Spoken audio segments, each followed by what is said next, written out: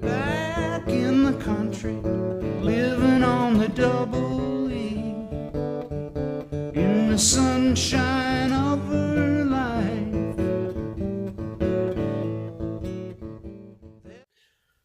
Oh, look at that. There's not a whole lot of light here, is there? Well, that's trying to make the best of this. Alright, so just getting back into these video logs, I guess.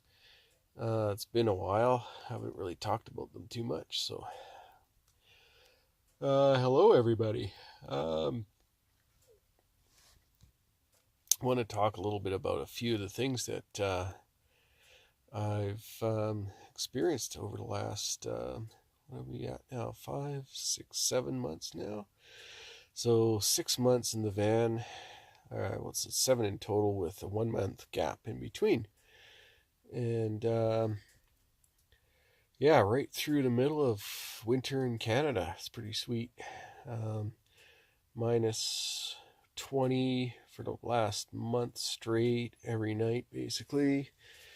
Couple of nights where it was in the teens, but getting pretty used to minus 20 to 25-ish.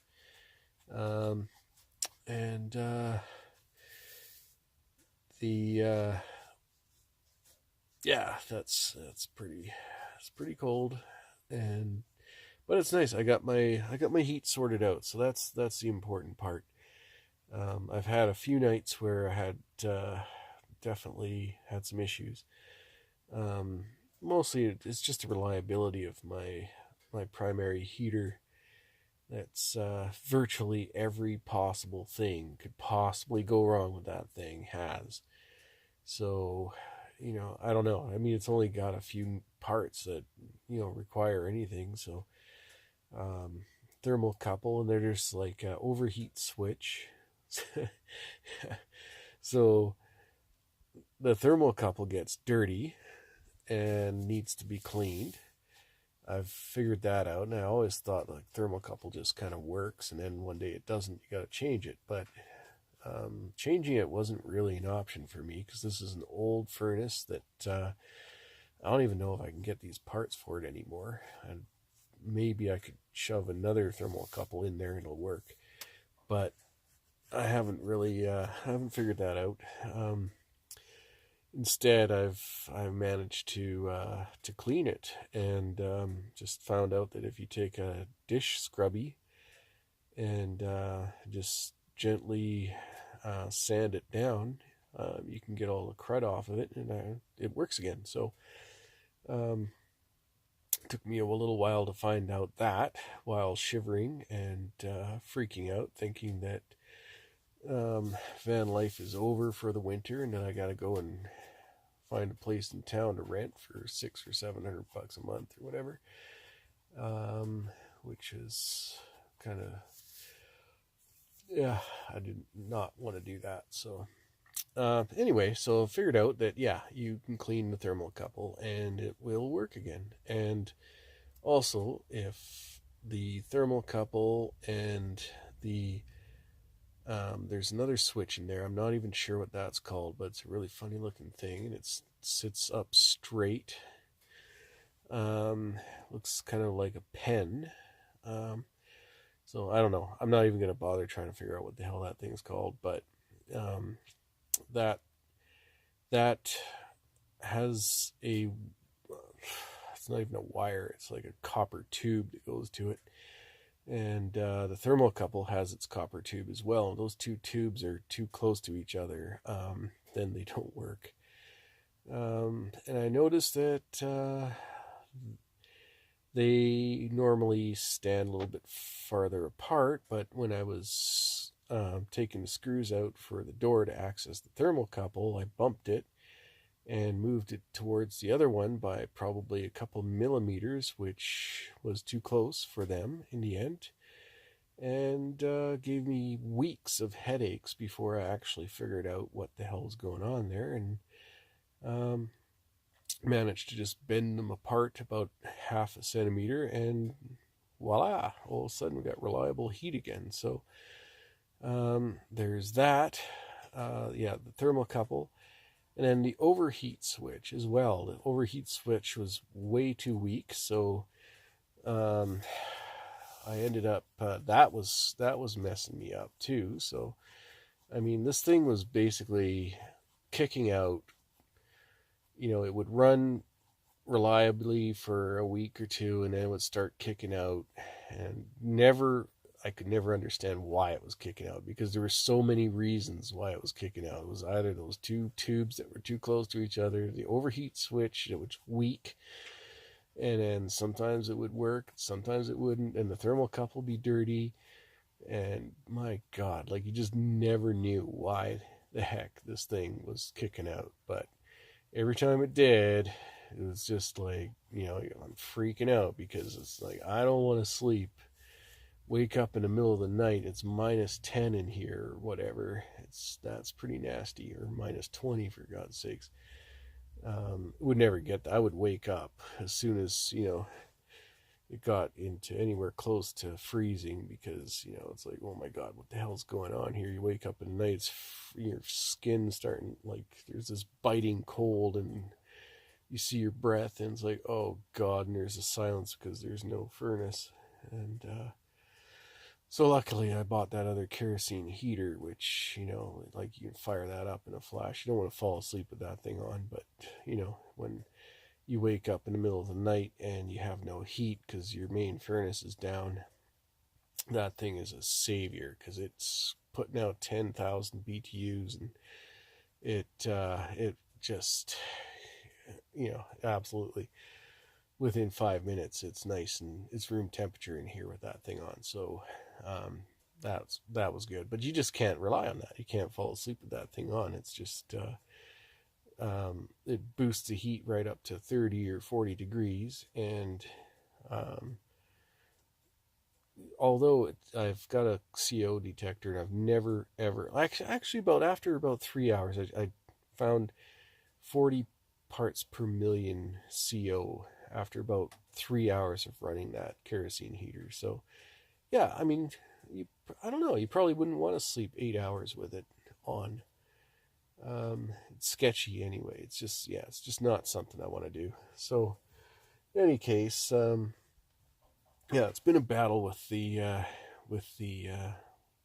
propane heater, and there's always that feeling in the back of your mind that one of these days you're not going to be able to fix it, and what are you going to do? Because all the solutions I can think of are very, very expensive, and it's not a good feeling. So this summer I'm going to probably be installing a wood stove, like a cubic mini, and possibly, I think a combination of possibly a Dickinson Marine propane heater and the cubic mini wood stove together. I think those two together are going to be pretty awesome, because one, I'm off grid all the time. I'm never plugged into anything. I don't use any electricity. That's why I'm using my headlamp right now. I got candles going. The candle went out, but I use candles for light, and that's it. I don't have any other electricity. I just I charge my headlamp and my phone and my tablet, everything off the main deep cycle battery that's the starter battery for the van. And I'll probably get like a solar setup or something, maybe a second battery this summer, just to have it. But it's not really that necessary. I've gone this whole winter, this last 7 months, with nothing but the starter battery, which I use to charge a cell phone and my tablet and my headlamp, whatever. So in any case, really don't need much electricity at all. with these gravity feed heaters. If you get into any kind of a heater that has a blower fan or anything like that, then all of a sudden you need electricity, you need solutions for that. But with the Dickinson Marine propane heater, or their Dickinson Marine makes a solid fuel heater as well. You can burn coal, wood, basically anything you want in there. And again, you don't use any electricity. It does have a fan that's installed in it, but to the best of my knowledge, you do not need to use that fan. It's just there to blow. It's convenience. It just blows around the heat. So, yeah. So I don't want any kind of heater in here that requires 12 volt hookup. It's just too much. You don't want to run out of electricity in the middle of the night. You don't want to, I've got this propane heater plumbed into my main tanks that go to the engine. So I got 240 liters of propane on tap for my heater. So, I can just go off, into the bush or whatever. It doesn't matter. Like, I've got heat for weeks and weeks and weeks before I'd ever burn through 240 liters of propane. Just don't want to burn it all out, because then I can't get out of wherever I am at. So, but I can also isolate one of the tanks for the engine. So that leaves me with 160 liters for the heat alone. And so long story short, I can go in and have heat and be off grid for weeks and weeks and weeks and not worry about ever having to start the motor or generating electricity at all, which I like. I like that.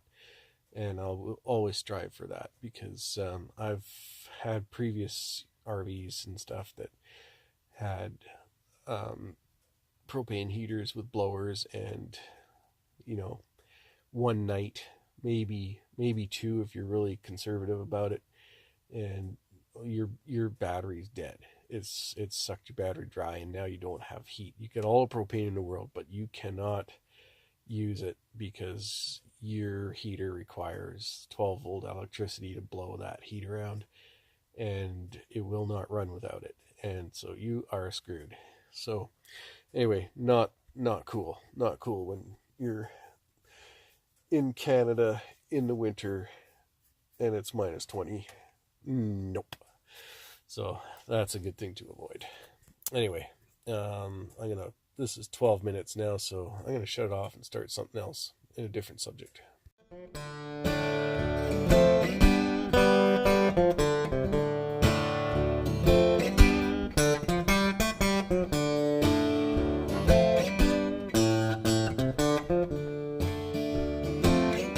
When the red light shines on the streets of hate, where the devil dines, who knows what he ate? It's a simple thing, trying to stay afloat. The captain said, without his boat.